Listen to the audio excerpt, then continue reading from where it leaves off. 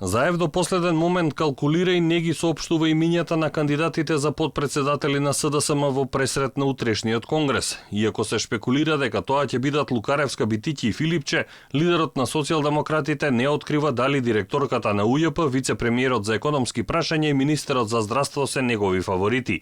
Неизвестно е исто така и кој ќе ја замени Шекеринска на позицијата заменик председател на СДСМ. Не би можел стварно ништо да кажам заради тоа што нема оформено предлози, односно секој може да има своји идеи во главата, почнувајќи од мене, како прв меѓу еднаквите во СДСМ и овластен предлагач согласно статутот на Социјалдемократскиот сојуз, но сето тоа е безвредно ако органите и телата како овластени предлагачи не го предложат пред самиот конгрес.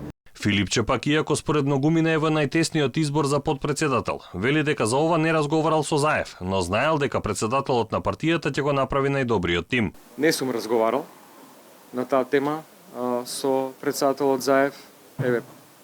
Сме преокупирани со менаџирање на овој процес и на кризата и овој процес на вакцинација. Јас верувам дека ќе го направи најдобриот тим, исто како што беше и до сега, и ќе продолжи успешно да работи на полето на имплементирањето на сите успешни политики, исто како и до сега. Шекеринска потврди дека нема да биде дел од раководството на СДСМ на сите нивоа. За информациите дека заминува на амбасадорската позиција во Вашингтон, вели дека се шпекулации. Во животов мој јас не верувам во функции, верувам во работа. И верувам во сработено. Сето останато 3 години го слушам и никако да се случи. Така што јас би сакала малку повеќе да зборуваме за суштински реални нешта, а малку помалку да губиме време со дезинформации, па и со малку куински сплетки.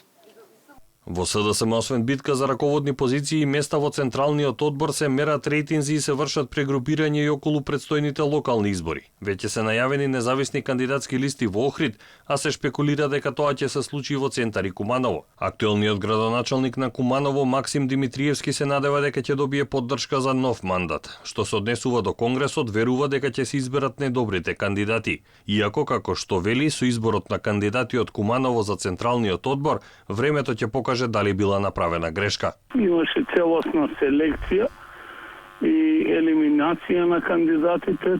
Се уште трае постапката, но времето ќе покаже дали е направена грешка или е преземен вистински потек.